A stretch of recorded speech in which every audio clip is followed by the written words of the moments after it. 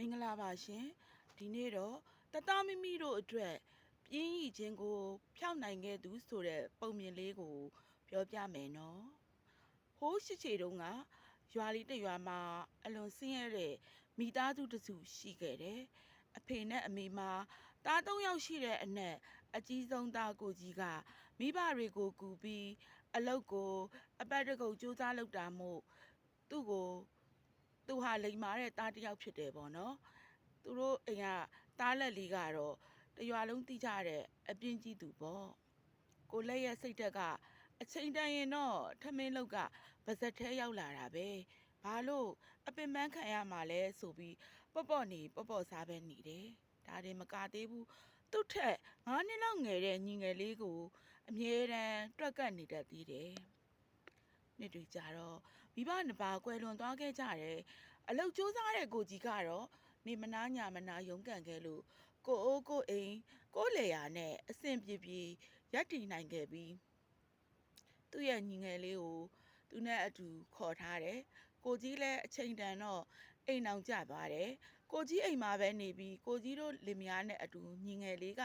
လဲတဲ့ဆင့်ရတဲ့ဝင်ပြီးလှုပ်အားပေးရင်းနဲ့ဝိုင်းဝန်းပြီးလောက်ကင်စားတောက်တာပေါ့ကိုကြီးကလည်းမိဘကိုစားညီငယ်လေးကိုစောက်ရှောက်ထိန်ကြောင်ပေးထားတာပဲဒီလိုနဲ့လက်ကြောမတင်းတဲ့ကိုလက်တယောက်အိမ်အောင်လည်းမရှိအလုပ်လည်းမရှိပဲငမို့ခေါင်းပါလာတိုင်းကိုကြီးစီမှာပဲအမြဲပြေးပြီးအကူအညီတောင်းတတ်တယ်တနေ့တော့ကိုလက်တယောက်ဗိုက်စာနဲ့အကိုကြီးအိမ်ကိုရောက်လာခဲ့တယ်အိမ်ရှိမှာကိုငဲ့ကိုအဝတ်အစားအသစ်တွေနဲ့အတပြားတချို့ပေးနေတာကိုလက်မြင်သွားတော့စိတ်ထဲမှာမကြေမနက်ဖြစ်သွားပြီးသကနာထိုးတော့တာပေါ့ကိုကြီးကမျက်နှာလိုက်တာညီကိုချင်းအတူတူပဲကိုငဲ့ကိုကြတော့ပေးလိုက်ကြွေးလိုက်နဲ့ကျွန်တော်ကြတော့စေနာနေလိုက်တာကျွန်တော်စာလို့လာတောင်းရင်စံတပြေလောက်ကိုတောင်အနိုင်ပေးပြီးကိုငဲ့ကိုကြတော့အလိုလိုက်ထားတာမတရားဘူးကိုကြီးကကိုလက်ရဲ့စကားကိုကြားတော့စိတ်မဆိုးပဲ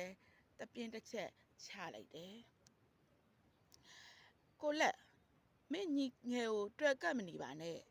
မင်းပိုက်စာနေလို့ရှင်ငါစန်တတင်းပေးမယ်ဒါပေမဲ့မင်းလိုချင်တဲ့စန်တတင်းရဖို့ငါလေတဲ့ကိုမင်းကိုယ်တိုင်သွားယူရမယ်လို့ပြောလိုက်တယ်ကိုလက်လည်း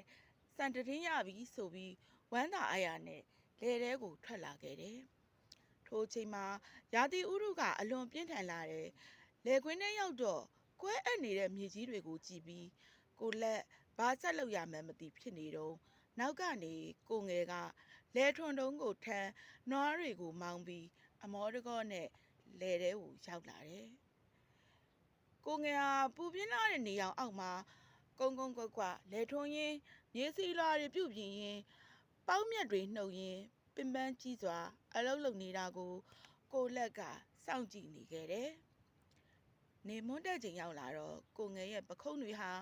နေလောင်ပြီးနီးရဲနေပြီလက်ဖွားလေးတွေကိုကြည့်လိုက်တော့လဲထွန်ဓားခုတ်ရင်ဖြစ်ထားတဲ့အတမာတွေပွန်းပဲ့ဒဏ်ရာတွေနဲ့ပြည့်နေတာကိုလက်မြင်လိုက်ရတယ်ညနေဆောင်လို့အိမ်ပြန်ရောက်တဲ့အခါကိုကြီးကသူတို့ကိုစောင့်နေတယ်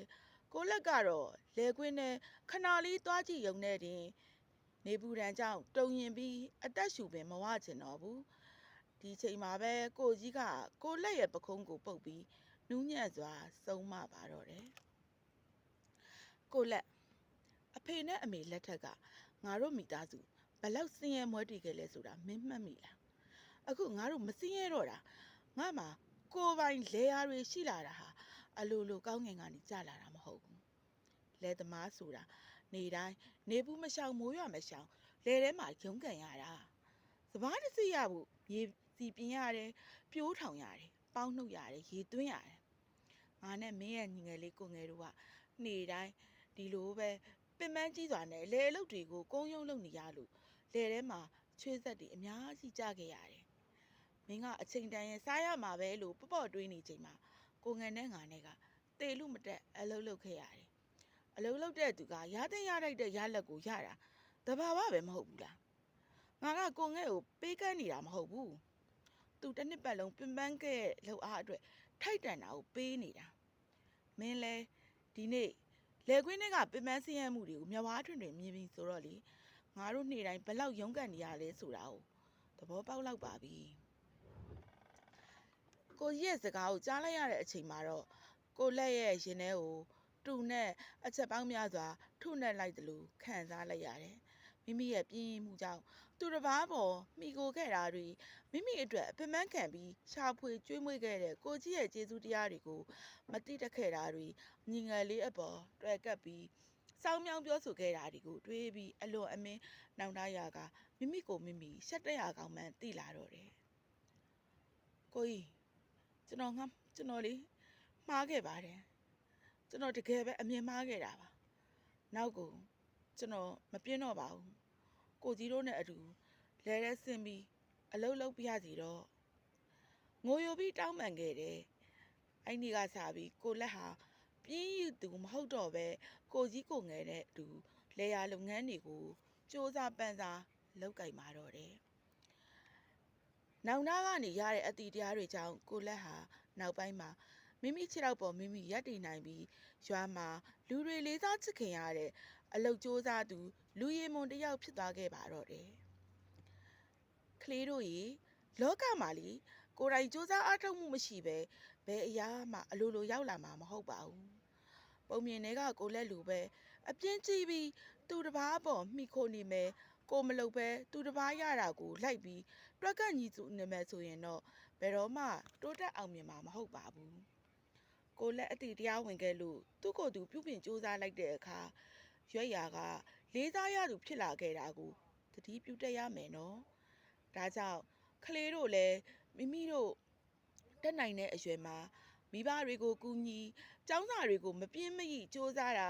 အဲ့လိုစတာတွေကိုတာဝန်တွေကိုကိုတာဝန်ကိုခြေပုံအောင်လှုပ်ဆောင်ပြီးကိုလက်ရဲ့အတိတရားနဲ့နောင်နာကိုအတူယူ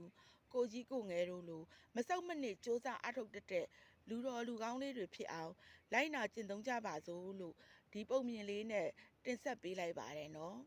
ဒီပုံမြင်လေးကိုနာတော်တာစီငယ်တဲ့တားငယ်သမီးငယ်လေးအားလုံးစိတ်ချမ်းသာခြင်းကိုယ်ဤကျမ်းမာခြင်းနဲ့တလုံးတဝရဲပြည့်စုံနိုင်ကြပါစေလူတော်လူကောင်းလူရင်မွန်လေးတွေဖြစ်ပြီးလောကကိုကောင်းကျိုးပြုတဲ့တားကောင်းရတနာလေးတွေဖြစ်ကြပါစေလို့ဆန္ဒပြုရင်ဒီပုံမြင်လေးကိုအဆုံးသတ်လိုက်ပါတယ်နော်အားလုံးကိုကျေးဇူးတင်ပါတယ်ရှင်